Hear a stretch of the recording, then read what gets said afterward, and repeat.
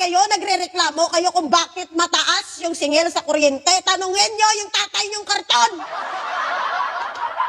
Tanungin nyo kung bakit siya pumirma ng RA 11552 ngayon di puta nga ini. Nga Lifeline Energy kung saan nagsasubsidy daw ito hanggang 2051. Yung di puta nga pahirap sa Pilipino hanggang 2051. Sa mga hindi nakaintindi, makinig kang mabuti. Kahit i-search nyo to ga, totoo to. RA 11552, Lifeline Energy na pinirmahan ni Duterte. Ayon dito ga, ito ay nagkakaroon ng diskwento. Ang mga Lifeline consumers maaaring kinukuha mula sa ibang konsumidor.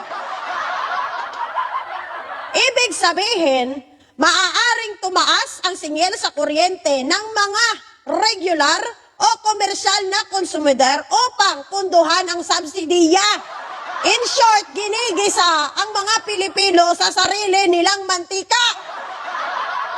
Ginagago tayo dito sa RA 11552 na to eh.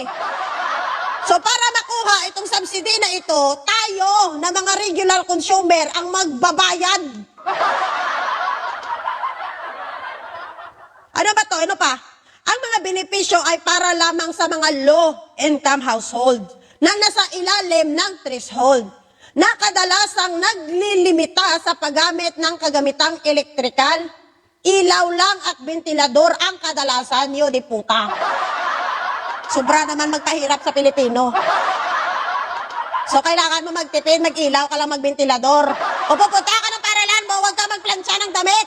So wala din naman pala kwenta ito kasi hindi naman mangyayari sa buhay natin ga na mag-ilaw lang tayo at ventilador. Kasi kadalasan sa atin, gumagamit tayo ng mga plancha, washing machine, mga rice cooker, gumagamit tayo niyan.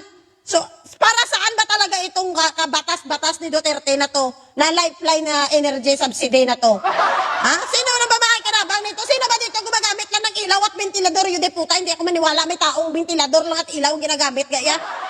So, hindi na tayo manood ng TV? Hindi na tayo manood ng TV, hindi tayo magpa-music, hindi tayo gumamit ng mga Christmas light, hindi tayo mag-charge.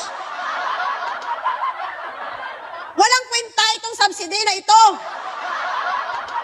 Ang kawawa pa dito is yung mga regular consumer lang kasi sila ang nagbabayad niyan para mapunan itong subsidy ni Duterte hanggang 2051. Diba?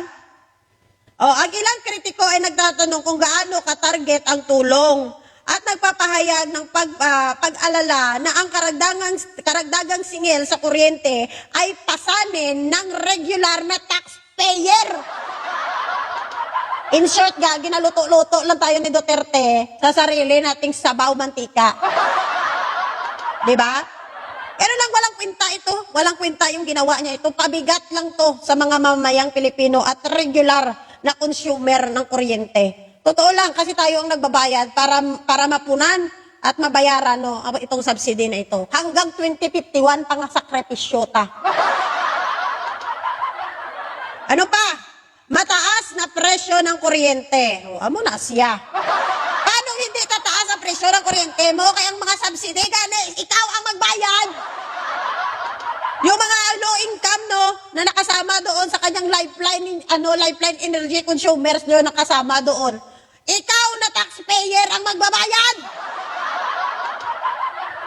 Happy ka? Masaya ka ba? Nagdadagdag sa kuryente mo yung puta na pasanin mo pa itong subsidy na ito sa buhay mo. Mahal na nga yung kuryente, dagdagan pa yung puta nga subsidy. Diba? Mananatiling mataas ang presyo ng kuryente kung saan karagdagang bayarin sa bill at madalas idinidaing ng konsumidor natural. Dahil sa kanyang pinirmahan na subsidy, taong bayan pa rin yung naghihirap. Mga taxpayer at regular taxpayer consumers pa rin ang nagbabayad.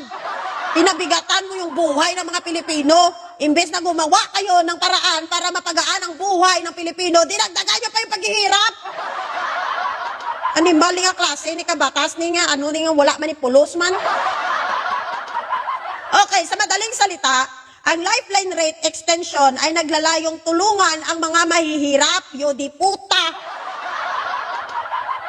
Tulungan ang mahihirap.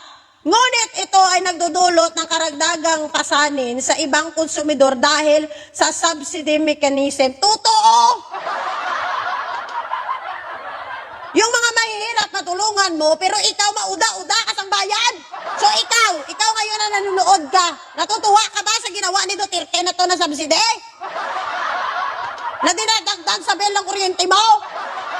Ikaw yung pumupuno, nagbabayad ng subsidy na yan, para dito hanggang 2051 pa yan nga sa sakripisyo mo.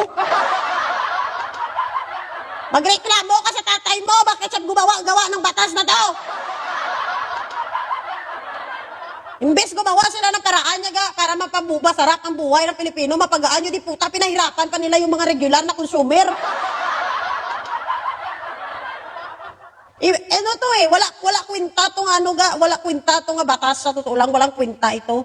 Kasi imbes na tulungan din yung mga Pilipino na mga regular consumer na kahit paano gumaan din ang buhay, lalo nilang pinahirapan. In short, ayaw nila na mag-improve ang buhay ng Pilipino! Ang ina nyo.